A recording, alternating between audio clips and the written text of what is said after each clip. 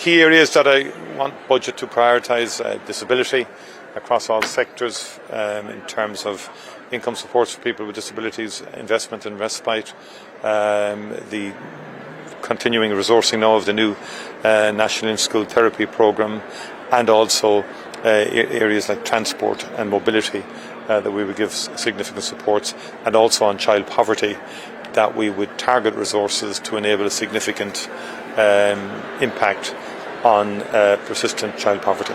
I've already spoken to the Minister for Social Protection, Darragh Calleary, on this, but nothing's off the table. But there's a wide menu there that we can choose from to target resources to meaningfully impact on the child poverty situation. And that's not just in terms of income supports, but also in terms of other initiatives in education, for example, with the DESH Plus, which will target children in particular severe disadvantage, and other areas also. No, I think that child benefit remains, but I'm saying we're looking at more targeted responses on the child poverty issue, which can go across a number of instruments. No, I said nothing's off the table. We're examining all options in respect of this. We have to do something targeted and something that will have a meaningful impact on child poverty rates. Nothing's off the table. But I mean, there's a very significant expenditure required for something like that as well. So there's a range of measures we're looking at. That's what I'm saying.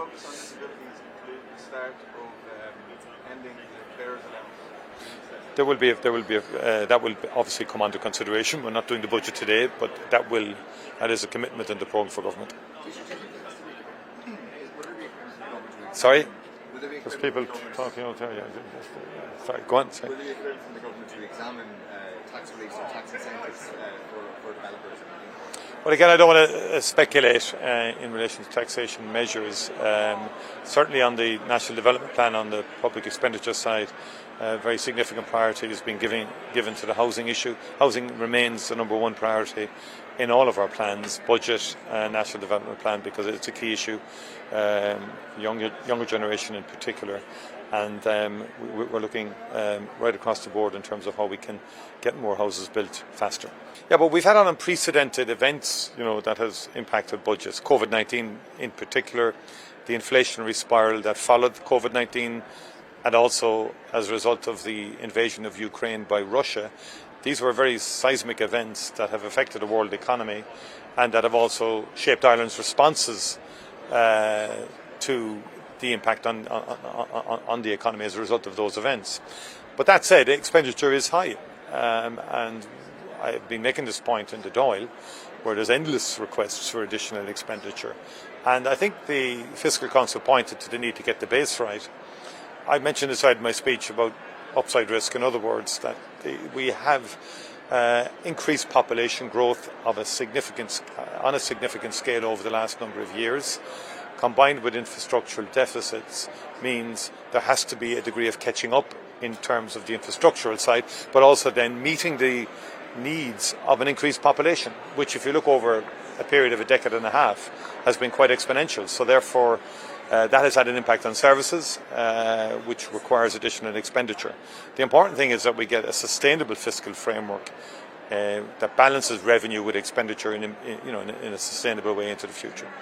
Look, I'm very conscious that we're in a market situation, so the budget will determine all of those issues. I'm not going to speculate on that, but I do think we have a lot to get on with, and we're doing things on a weekly basis at this stage in respect of housing. We did the rent pressure zones last week. There'll be further initiatives in the coming while. The National Development Plan will be key, and the whole agenda in creating a certainty in policy to bring private sector investment in, which is going to be crucial. The Department of Finance have said about 20 billion will be required if we need about 50,000 per annum. The state is leading at the moment on housing. It's the main actor at the moment. So what we're doing last week and into the future is create certainty that will enable investment. I'm not speculating on taxation today. It's a matter for the budget. I think it's absolutely imperative that the war would stop and cease. This is potentially very destabilising, not just for the region but globally.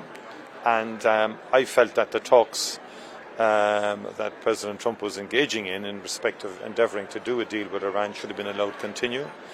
Iran has been a malign country in the region for quite a long time. It has supported and financially supported many organisations, terrorist organisations in the region, which they in their own way, Hezbollah, Hamas and so on, have created huge instability and violence also. But that said, Israel, in my view, equally in terms of what it's doing in Gaza, is unconscionable in terms of the violence being meted out to the population of Gaza, and that needs to stop.